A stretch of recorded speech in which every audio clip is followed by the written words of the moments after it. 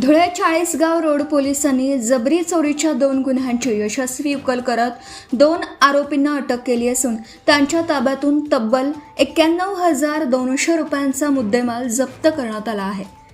29 April 2026 रोजी पहाटे मुंबई आग्रा महामार्ग क्रमांक 3 वरील वडजाई रोड उड्डाण पुलावर अज्ञात आरोपींनी फिर्यादी व साक्षीदारांचे मोबाईल फोन जबरदस्तीने हिसकावून नेल्याची घटना घडली होती।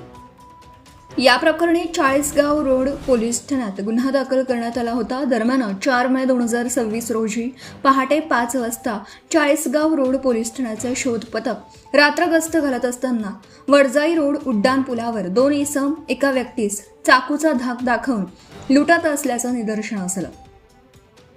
पोलिसांनी तात्काळ घटनास्थळी धाव घेताच आरोपी मोटारसायकलवरून पसार होण्याचा प्रयत्न करू लागले, मात्र पोलिसांनी पाठलाग करून त्यांना ताब्यात घेतला।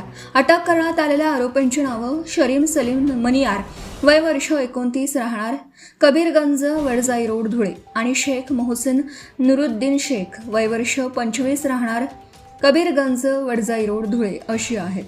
कसून चौकशीत आरोपींनी 2 जबरी चोरीच्या गुन्ह्यांची कबुली दिली आहे। त्यांच्या ताब्यातून 1,200 रुपये रोख रक्कम तसेच 90,000 रुपये किमतीचे 7 मोबाईल फोन असा एकूण 91,200 रुपयांचा मुद्देमाल जप्त करण्यात आला। या कारवाईमुळे चाळीसगाव रोड पोलीस ठाण्यातील 2 गुन्हे उघडकीस आले आहेत।